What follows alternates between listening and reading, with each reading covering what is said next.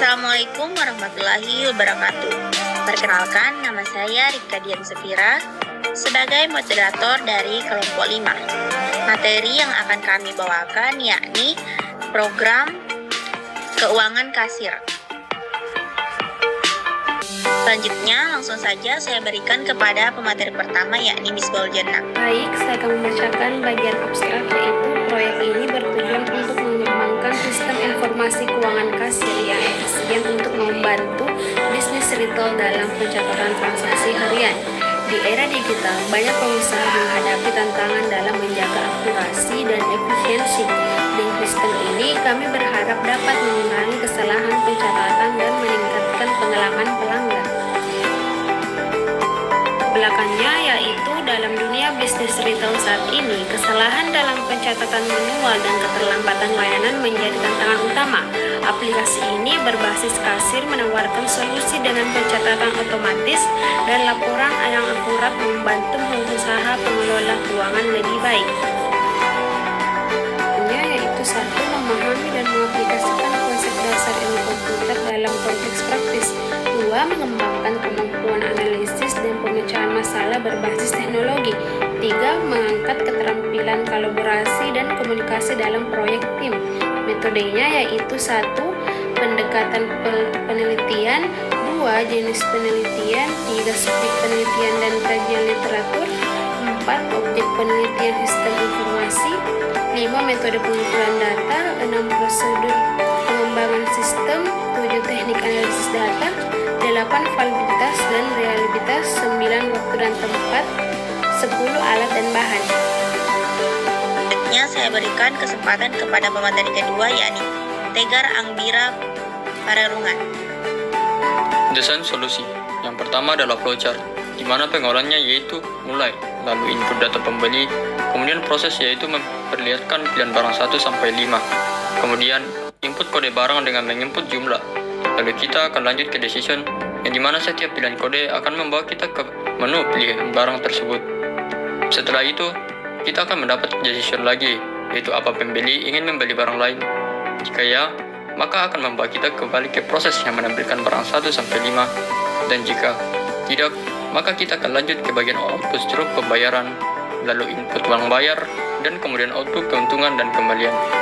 Selanjutnya sekali lagi, kita akan diberi decision, yaitu apakah masih ingin melakukan transaksi lain. Jika ya, maka akan kembali ke proses yang menampilkan barang 1 sampai 5, dan jika tidak, maka akan diakhiri dengan terminator keluar. Bagian codingan dari program. Yang pertama, import dan deklarasi variabel. Program ini menggunakan beberapa library, yaitu ArrayList dan list digunakan untuk menyimpan data harga barang dan jumlah barang yang dibeli. Scanner digunakan untuk membaca input dari pengguna. Deklarasi variabel, nama pembeli, alamat, dan nomor, yaitu untuk menyimpan data pembeli. Harga list dan jumlah list, masing-masing menyimpan harga barang yang dibeli dan jumlah barang yang dibeli. Kemudian total, uang bayar, kembalian, modal, dan keuntungan digunakan untuk menghitung total pembayaran, uang kembalian, modal atau biaya barang, dan keuntungan. Dan yang kedua yaitu input data pembeli. Program pertama-tama akan meminta pengguna untuk memasukkan data pembeli, yaitu nama pembeli, alamat, dan nomor HP. Setelah itu, program akan memasuki loop untuk memilih barang yang akan dibeli. Dan ketiga, pilihan barang.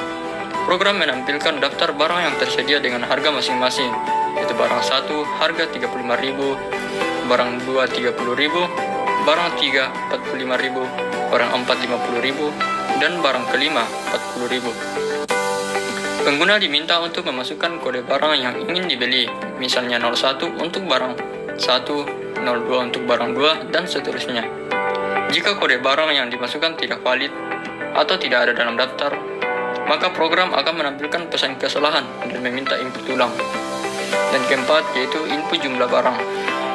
Setelah memilih barang, pengguna diminta untuk memasukkan jumlah barang yang ingin dibeli. Jumlah tersebut disimpan dalam jumlah list, sementara harga barang disimpan dalam harga list. Setelah itu, pengguna ditanya apakah ingin memberi barang lain. Jika jawabannya ya, maka proses ini diulang. Jika jawabannya tidak, maka transaksi untuk pembeli barang selesai. Kelima, menampilkan struk pembayaran. Setelah semua barang dipilih, program akan menampilkan struktur pembayaran yang berisi nama pembeli, alamat dan nomor HP, daftar barang yang dibeli, beserta harga dan jumlahnya, dan total harga yang harus dibayar. Keenam, menghitung total dan kembalian. Program kemudian meminta pengguna untuk memasukkan jumlah uang yang dibayar, yaitu uang bayar. Setelah itu, program menghitung kembali dengan rumus kembalian sama dengan uang bayar dikurang total. Ketujuh, menghitung keuntungan.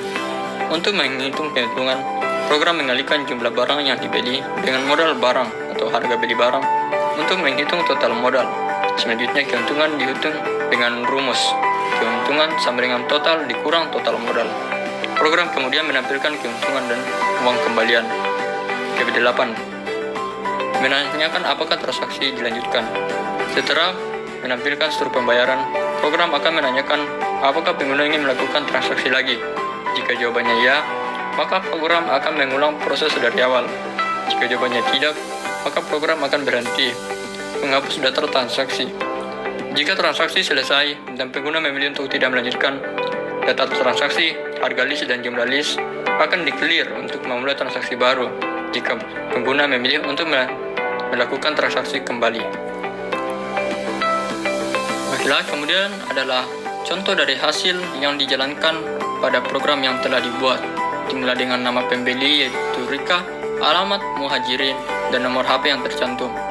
Kemudian pula program akan menunjukkan barang 1, 2, 3, 4, 5 yang telah kita buat pada program.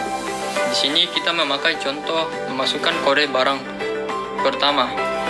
Kemudian program akan menunjukkan berapa jumlah dari barang yang masih ada. Kemudian apakah Anda ingin membeli barang lain?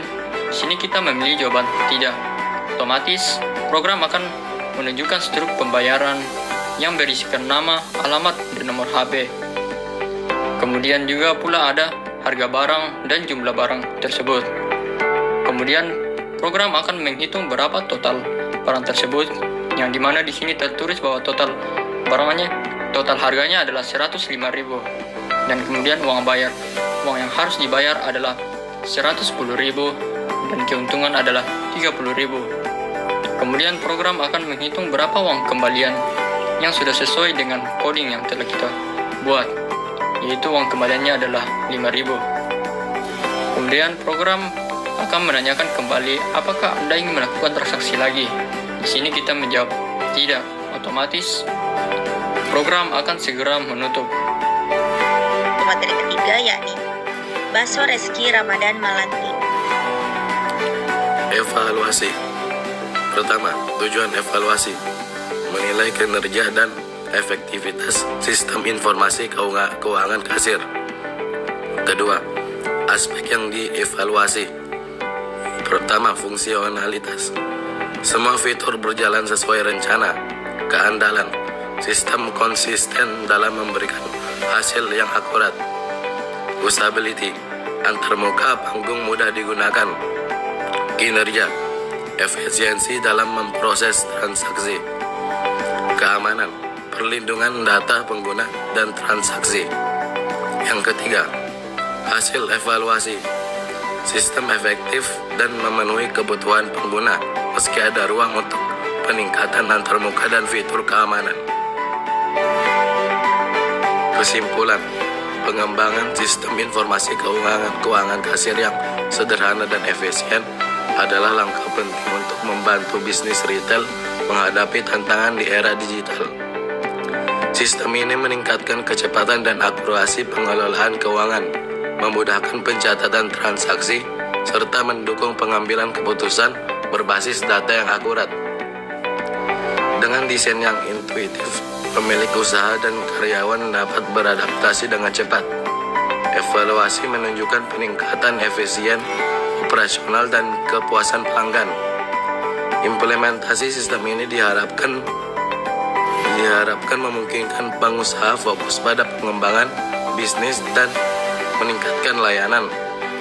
Proyek ini bertujuan memberikan dampak positif yang berkelanjutan bagi pemilik usaha dan berkontribusi pada pertumbuhan ekonomi.